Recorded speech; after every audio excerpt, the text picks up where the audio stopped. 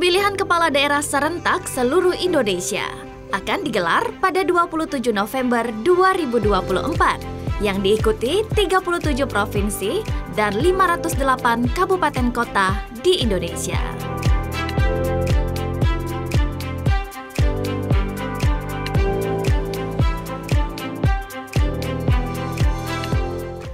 Untuk Provinsi Sumatera Selatan, ada 17 kabupaten kota dan 1 provinsi Sumsel.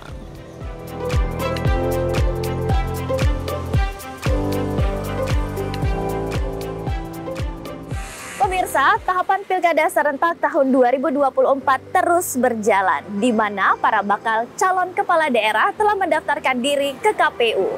Dan KPU telah melakukan penelitian administrasi hingga nanti dilakukan penetapan dan pengundian calon kepala daerah. Saat ini tim TVRI Sumatera Selatan sedang berada di Kota Prabu Muli. Kita akan melihat bagaimana tanggapan masyarakat mengenai pilkada dan juga bagaimana persiapan KPU melakukan pilkada serentak di tahun 2024 di Kota Prabu Muli. Tetap ikuti kami dalam Cerdas Memilih.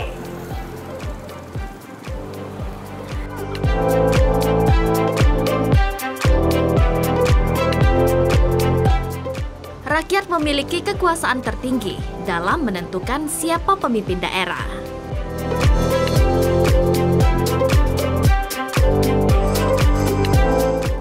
Pilkada ini bukan hanya sebagai ritual pesta demokrasi yang dilakukan 5 tahun sekali, tetapi merupakan mekanisme demokratis untuk menentukan pemimpin yang akan menjadi nahkoda dalam menjalankan pembangunan selama 5 tahun ke depan.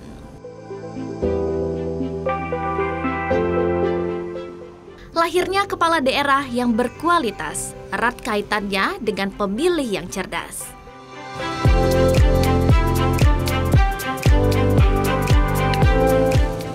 Pengetahuan dan pendidikan politik sangat dibutuhkan masyarakat agar menjadi pemilih yang cerdas. Sudah tahukah masyarakat Kota Prabu Muli bahwasannya masyarakat akan memilih dan menggunakan hak suaranya pada Pilkada 2024?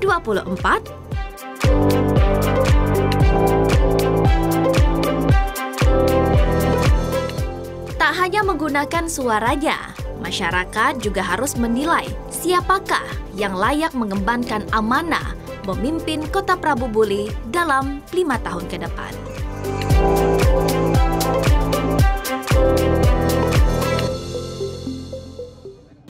Iya, harapannya pasar bisa cak mana diatur, cak tenang. Biar bisa tertib lagi, cak dulu pasar. Kalau sekarang pasar sepi kan, bisa cak apa, tidak usah dinik lagi, tidak usah direnov lagi, cak tenang. Takutnya kaget misalnya ada yang baru, tak taunya nggak direnov lagi, itu kan susah. Yang jualannya susah kan. Ya harapannya kan supaya Kota Prabu Muli ini makin maju. Kalau yang baru terpilih kayak gitu kan. Ya keadaan ekonomi sekarang ini kan lagi macet. Jadi bagaimana ke depannya kan supaya berubah. Ya jangan banyak pengangguran lagi. Baik. Ya dia tuh segala sesuatu itu kan harus netral. Seperti yang pegawai itu kan jangan berpihak sebelah istilahnya kan. Yang penting ya untuk apa namanya? Kalau bisa untuk majuan kota lah gitu ya. Kalau bisa lapangan kerja diperluas lagi gitu. Jalan lebih banyak. Yo, jalan kalau bisa dibangun lagi kan. Kalau bisa diperluas lagi gitu. Kalau misalnya cak sembako tuh kan ya harga tinggi, maklumi agak turun nih ya. Terus itu kalau bisa jalan tuh yang dicor lagi ya, dibenerin cak. BPJS. Iya, harus ada BPJS cak. Kalau misalnya tidak dapat BPJS kan positif bayar kita cak. Kasihan juga kan kalau misalnya uang tidak katik duit nak bayar tuh kan ya susah, harus cari pinjaman dulu cak.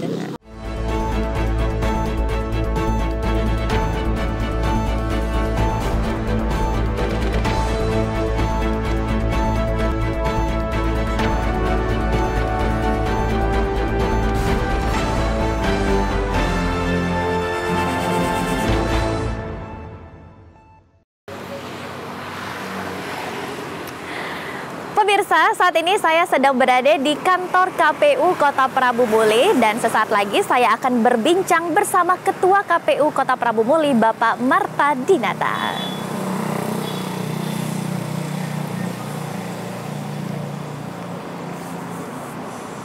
Baik, Assalamualaikum Bapak. Ya, Vicky. Baik, pemirsa, saat ini saya sedang berada di kantor KPU Kota Prabu Muli dan saya sudah bersama dengan Bapak Marta Dinata, Ketua KPU Kota Prabu Muli. Apa kabarnya Bapak? Alhamdulillah sehat. Alhamdulillah sehat selalu. Terima kasih, ini tim TVRI sudah diberikan kesempatan hadir langsung ya di kantor KPU Kota Prabu Muli. Nah Pak, kemarin kita sudah melihat bahwa di tanggal 27 sampai dengan 29 Agustus ya Pak ya, seluruh KPU juga sudah membuka pendaftaran untuk bakal calon kepala daerah. Nah saat ini seperti apa nih Pak tahapannya Pak?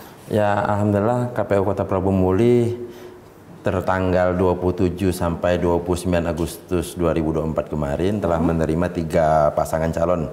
Baik. Dan pada saat ini kami masih melakukan klarifikasi terhadap penelitian administrasi dari ketiga pasangan calon. Ketiga pasangan calon, baik. Kemarin kita juga sudah mereka melaksanakan yaitu tes kesehatan dilakukan di Rumah Sakit Muhammad Hussein dan seluruh hasilnya itu sudah kita berikan kepada masing-masing pasangan calon. Baik, untuk tes kesehatan sudah selesai Sudah dilakukan selesai, ya. Ini kalau untuk verifikasi administrasi ya berarti sekarang ya Pak ya, ini akan dilakukan sampai kapan nih Pak? Sampai terhitung sampai tanggal 14 ini. Sampai tanggal 14 nanti ya. Oke, tanggal 14 nanti dan ini masih terus berjalan ya Pak ya? Masih terus berjalan untuk penelitian administrasi daripada ketiga pasangan calon. Baik, ini penelitian administrasi ini mungkin lebih difokuskan bagian apa nih Pak yang menjadi PR juga nih Pak?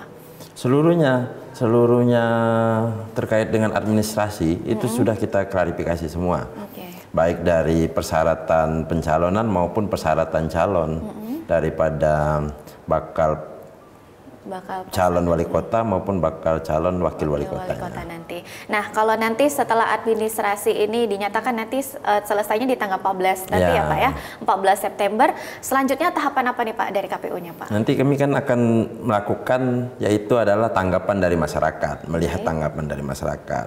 Nanti akan kami lakukan klarifikasi dari tanggapan masyarakat tersebut. Insya Allah nanti kita tetapkan di tanggal 22 hasil daripada penelitian administrasi ini. Sejauh ini dari hasil klarifikasi dan penelitian administrasi yang kami lakukan itu tidak ada masalah. Tidak ada masalah ya, sejauh ini. Berjalan ya, dengan lancar dan semuanya sudah kami klarifikasi ya. Tapi nanti selanjutnya juga kita dibutuhkan proses tanggapan masyarakat ya Pak ya, karena kan juga masyarakat sebagai penilai.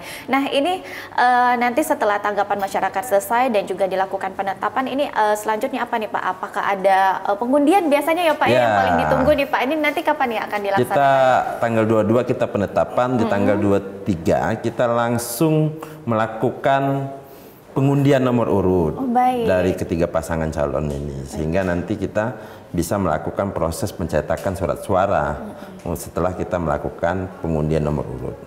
Kalau masa kampanye dimulai dari kapan nih Pak? Bolehnya Pak dari PKPU sendiri? Kalau dari PKPU itu masa kampanye itu dilaksanakan itu 60 hari terhitung dari tanggal 25 sampai dengan tanggal kalau tidak salah di tanggal 24 November. Sebelum masa tenang 3 hari kan? 3 hari masa tenang ya. Tapi sudah kita lihat juga mungkin ada beberapa bakal calon ini sudah melakukan deklarasi juga ya Pak ya. Tapi kalau masa kampanye memang sudah ditetapkan oleh peraturan dari KPU sendiri. Nah kalau kita berbicara nih Pak, ini kan saat ini belum ditetapkan ya Pak ya daftar pemilih tetap. Saat ini masih daftar pemilih sementara. Nah kalau untuk di Kota Prabu Muli sendiri ini berapa nih Pak jumlahnya dan didominasi oleh kalangan apa saja Pak? Ya kalau untuk di Kota Prabu Muli hasil dari proses pencoklitan maupun nanti DPS, habis itu DPS HB, yaitu perbaikan kemarin, kami per hari ini sudah melakukan pleno di tingkat kecamatan, sudah selesai di 6 kecamatan.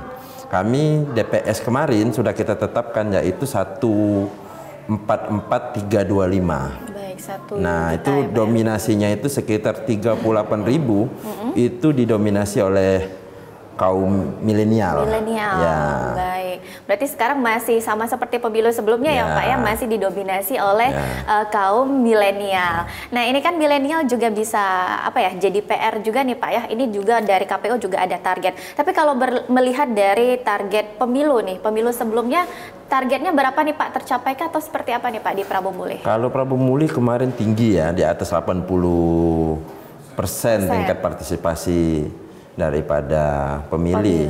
Nah harapan kita juga itu minimal sama lah dengan hasil daripada pilkada, atau misalnya kita lebih tinggi. Makanya sekarang kita lagi gencar-gencarnya melakukan proses sosialisasi ke masyarakat tentang terkait dengan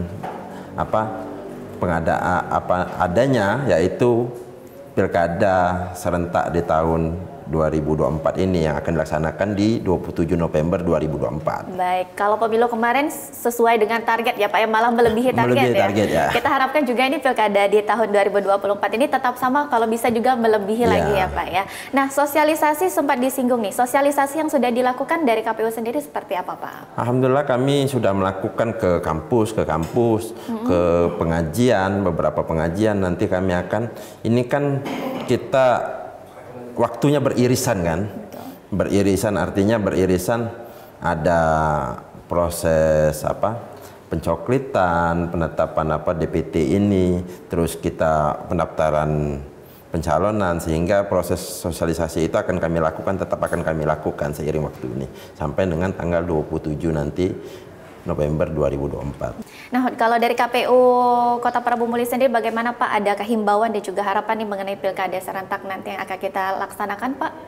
Ya, kalau kami dari KPU berharap proses penyelenggaraan daripada pilkada di serentak ini tahun 2024 ini kita berjalan dengan sukses, aman, lancar dan damai. Kami berusaha kepada seluruh bakal pasangan calon untuk memperlakukan secara adil dan setara semua perlakuan terhadap ketiga bakal pasangan calon ini. Sehingga kami juga meminta tolong kepada masyarakat Kota Prabu Muli untuk dapat berperan aktif dalam mensukseskan pilkada serentak di tahun 2024. Karena kita kan ada dua pemilihan kan. Betul. Yang pertama adalah pemilihan gubernur dan wakil gubernur, dan pemilihan wali kota dan wakil wali kota Prabu Muli. Baik, kita harapkan juga seluruh masyarakat menggunakan hak suaranya ya Pak ya pada pilkada nanti di tanggal 27 November 2024. Terima kasih Bapak atas waktunya. Terima kasih juga TVRI Sumatera Selatan sudah hadir nih, diberikan kesempatan untuk hadir langsung di kantor KPU Kota Prabu Muli. Terima kasih Bapak waktunya. Terima kasih.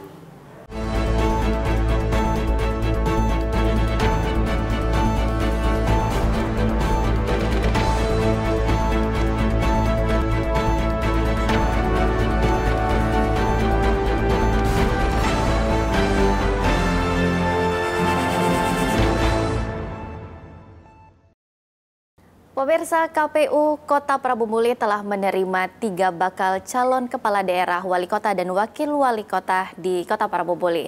Dan tentunya kita akan melihat bagaimana 3 calon ini nantinya akan ditetapkan oleh KPU yang saat ini masih dilakukannya tahapan penelitian administrasi. Dan pemirsa, saat ini saya sedang bersama dengan salah satu tokoh masyarakat yang ada di Kota Prabu Muli yang juga mencalonkan diri nantinya sebagai kepala daerah di Pilkada Serentak tahun 2024. Saat ini saya sudah bersama dengan Bapak Arlan. Apa kabarnya Bapak? Assalamualaikum. Baik, Waalaikumsalam warahmatullahi wabarakatuh. Baik, terima kasih Bapak. Kami sudah disempatkan untuk hadir di sini di kediamannya dan juga kita akan berbincang sejenak ini. Kalau sekarang nih Pak, melihat bagaimana nih Kota Prabu Muli dan apa yang menjadi alasan akhirnya ingin mengabdikan diri untuk Kota Prabu Muli? Cak, ini sebenarnya yang selama ini banyak masyarakat ini mengeluh dengan Cak, datang ke tempat Cak ini minta tolong masalah berobat, masalah keadaan masyarakat kita. Nah, maka itulah Cak rasanya macam mana ya? Karena saat ini siapa lagi yang akan membangun ini daerah kita dewek ini kalau bukan kita dewek yang bangun. Dan Cak ini cuma berkeinginan mana supaya Cak maksimal membantu masyarakat kita yang di Pramula ini. Oke. Ya. Tapi sebelumnya nih, sebelum memang ingin berkecimpungan masuk menjadi kepala daerah, untuk Pak Arlan sendiri ini sebelumnya sebagai apa nih? Memang sebagai tokoh masyarakat yang lebih banyak untuk kegiatan sosial atau seperti apa nih Pak? Backgroundnya boleh diceritakan nih Pak? Dulunya kita dari supir angkot. Baik. Supir angkot tahun 92, 93 sampai 95. Sudah itu berkebun, tani, ya, sampai saat ini Cak masih bertani juga. Baik. Nah, di situ Cak punya anak buah, ada anak buah ini termasuk yang kadang-kadang yang menjadi perhatian Cak ini waktu Cak datang masuk kawan-kawan di rumah sakit. Nah, ngina keluhan-keluhan daripada kawan-kawan dan warga ini. Nah, maka di situ Cak, wah macam mana ini harus membantu supaya kita Cak maksimal membantu. Tapi nanti nih kalau misalnya terpilih nantinya, ini kan kita masih menunggu masa-masa dari KPU juga nih Pak. Kalau nanti terpilih nih yang memang diberikan amanat oleh rakyat dan diberikan juga kesempatan, ini nanti kira-kira apa yang memang akan dilakukan nih untuk Prabu Muli yang memang agar lebih maju lagi di ke depannya?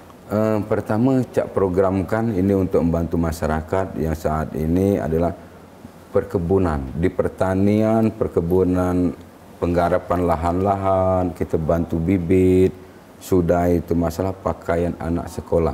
Nah, pakaian anak sekolah gratis, ambulan, mobil ambulan di setiap desa, kelurahan, apalagi saat ini kemarau. Nah, di waktu kemarau ini yang masyarakat ini kadang-kadang sangat membutuhkan air kan. Nah, jadi keinginan Cak macam mana kaki Cak akan membantu masyarakat di kelurahan, akan kita adakan sumur-sumur yang sumur-sumur bor yang bagus itu kan, yang bisa menampung satu kelurahan, dan masih banyak lah yang harus kita bantu. Baik, ya. Banyak yang akan dibantu banyak pastinya ya, akan dimajukan Cak juga. Pasti akan, karena apa, Cak ini selalu kadang-kadang kalau berjalan itu selalu berpikir, oh macam itu daerah orang lain, kota lain, dan itu kadang-kadang Cak terapkan. Ya, baik. Itu yang ini di Cak, oh kaget kalau Cak misalnya Pak Cak mimpin, oh ini akan Cak terapkan, akan Cak buat di tempat Cak. Nah itu kadang macam itu kan. Jadi memang yang sudah dari kecil ya di Prabu Muli dan juga melihat bagaimana kondisi kota Prabu Muli, ingin juga melihat lebih maju lagi kota Prabu Muli, akhirnya mengabdikan diri. Terima kasih Bapak sudah diberikan waktunya berbincang bersama kami, dan kita juga nanti sama-sama tentunya mengajak masyarakat ya untuk menggunakan hak suaranya nanti di tanggal 27 November mendatang ya. Terima kasih Bapak. Ya, sama-sama. Dan pemirsa, kita masih di kota Prabu Muli, dan saat ini saya Rizky Amrina sudah bersama dengan Bapak Muhammad Amin yang merupakan juga tokoh pendidik dan juga mencalonkan sebagai Wakil Wali Kota Prabu Muli. Assalamualaikum Bapak. Waalaikumsalam Mbak Kiki. Apa kabarnya Pak? Alhamdulillah baik. Alhamdulillah sehat selalu. Terima kasih Bapak sudah diterima tim TVRI hari ini. Kita berbincang sejenak ini mengenai pilkada tentunya yang akan dilaksanakan di kota Prabu Muli. Tentunya ini Bapak sebagai backgroundnya tokoh pendidik ini Pak. Kalau melihat nih bagaimana nih dengan background yang dipunya mengenai pendidikan yang ada di kota Prabu Muli, kira-kira nanti apa nih Pak yang membuat Bapak akhirnya ingin juga mencalonkan diri dan juga mengabdikan diri nih untuk kota Prabu Muli? Silakan Pak. Terima kasih Mbak Kiki. Alhamdulillah kami mendapatkan kesempatan untuk tadi berbagi dengan warga Sumsel khususnya dan Prabu Muli. Pilkada adalah sebuah keniscayaan sebagai proses lahirnya pemimpin baru. Kita berharap tentu dari pilkada ke pilkada selalu meningkat secara kualitas pelaksanaan maupun juga hasil yang ingin dicapai. Harapan kita tentu dengan pilkada akan lahir pemimpin yang akan meneruskan ya program-program baik pemimpin sebelumnya, dan tentu mengembangkan atau meningkatkan bahkan mengelaborasi terhadap tantangan-tantangan ke depan. Karena itu dibutuhkan memang sosok pemimpin yang ya punya harapan ke depan, punya visi ke depan untuk melanjutkan apa yang sudah dibangun oleh kepala daerah sebelumnya. Baik, tentunya kalau melihat ini kan saat ini belum ditetapkan ya Pak dari KPU sendiri. Ya. Tapi kalau melihat Kota Prabu Muli saat ini nih Pak, kalau memang nanti diberikan amanat oleh masyarakat, tentunya juga oleh masyarakat Prabu Muli ini khususnya, kira-kira nanti apa nih Pak yang memang lebih difokuskan dan akan dijalankan programnya nih? Pertama kan Prabu Muli ini kota dengan keterbatasan wilayah, artinya kita harus mengembangkan dengan potensi alam yang terbatas. Karena itu satu ya, kita akan teruskan pengembangan jasa dan perdagangan. Yang kedua, kita harus menyiapkan sumber daya manusia yang tidak hanya bisa dimanfaatkan, digunakan untuk Prabu Muli saja, tapi juga bisa berkontribusi untuk Sumatera Selatan, bahkan mungkin sebagaimana yang telah dimulai oleh Pak Ridho sebelumnya, mengirimkan ya tenaga-tenaga kerja kita yang sudah dididik untuk mendapatkan kesempatan kerja baik di provinsi lain bahkan sampai ke Jepang. Jadi kita ke depan itu yang harus kita tumbuh kembangkan, menciptakan sumber daya unggul ya, dengan tetap memperhatikan kondisi Kota Prabu Muli sebagai kota pertanian, kota perkebunan, dan juga kota perdagangan. Yang harapan kita, pilihan kita itu dapat melaksanakan agenda-agenda perbaikan dan peningkatan sehingga Prabu Muli menjadi kota yang tentu modern, tapi juga berakhlak, kota yang tentu humanisme dan lain sebagainya. Demikian. Baik, tentunya juga kolaborasi ini antara masyarakat dan juga penyelenggara sebagai KPU juga jujur dan adil, dan juga masyarakatnya dapat memberikan hak suaranya ya Pak ya di pada pilkada nanti di tahun 2024 pada 27 November mendatang. Terima kasih banyak Bapak atas waktunya dan sukses selalu Bapak. Terima kasih. Terima kasih Bu. Dan saat ini saya sedang bersama dengan salah satu tokoh politik tentunya yang ada di Kota Prabu Muli, dan juga ini sebagai petahana ya Pak ya. Dan kita juga sudah bersama dengan Bapak Andrian Syafikri. Assalamualaikum Bapak, apa kabarnya? Waalaikumsalam, alhamdulillah sehat. Baik, sehat selalu. Terima kasih Bapak, tentunya tim TVRI Sumatera Selatan sudah dibolehkan berkunjung Bapak. Dan kita ini akan membahas mengenai pilkada nih Pak. Tapi tentunya sebagai calon dan juga ini masih di petahana nih Pak. Apa nih Pak, kenapa akhirnya ingin mencalonkan diri lagi, dan juga apakah masih banyak nih PR-PR yang belum terselesaikan Pak di periode sebelumnya? Silakan Pak. Keinginan kita untuk mencalonkan diri lagi karena kemarin kita sudah 2 periode mendampingi Bapak Insinyur Haji Ridho Yahya. Dan kami melihat masih banyak PR-PR yang belum terselesaikan. Pertama, masih tingginya angka pengangguran di Kota Prabu Muli. Kemudian masih banyaknya infrastruktur yang belum terselesaikan. Karena kita kemarin hampir 2,5 tahun itu dilanda pandemi COVID-19.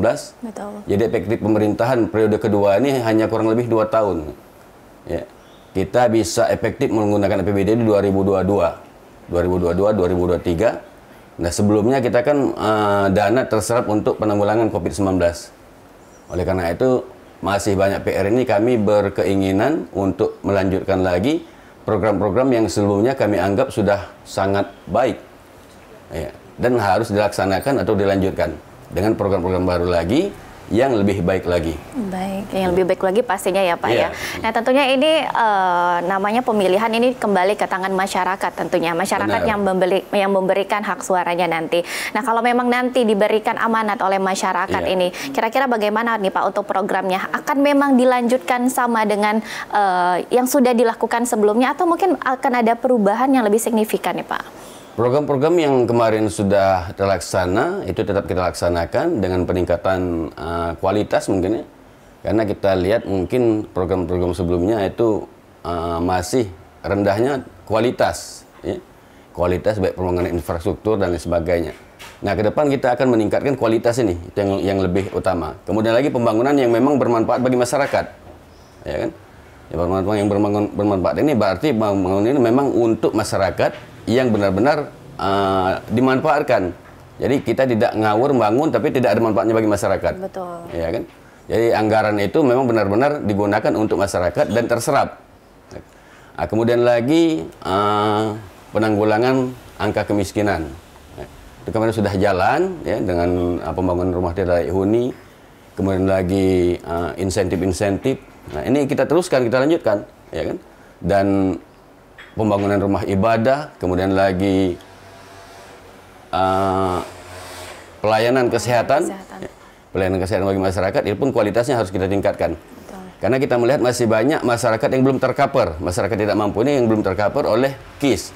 Baik KIS dari pemerintah pusat maupun KIS yang melalui PBD, yang melalui PBD provinsi. Kan? Nah, ini harus kita tingkatkan lagi, kita jaring lagi di masyarakat dengan menggunakan perpanjangan tangan kita, ya, lurah, RT, RW, untuk tidak ada lagi masyarakat Kota Pramulia ini yang tidak tercover oleh jaminan kesehatan tersebut. Baik, kita harapkan juga ini zero konflik ya Pak ya, khususnya di Kota Pramulia. Karena sebelumnya juga tidak pernah ya Pak ya, masih tetap zero konflik. Harus dan juga konflik. Di Pesta Demokrasi ini kita juga harapkan masyarakat berpartisipasi. Karena di Pramulia tinggi ya Pak ya partisipasinya partisipasinya tinggi. Hampir 90% ya. Baik, dan juga kita harapkan di pilkada ini juga masyarakat partisipasinya juga tinggi. Terima kasih Bapak atas waktunya. Terima kasih, sukses selalu Bapak.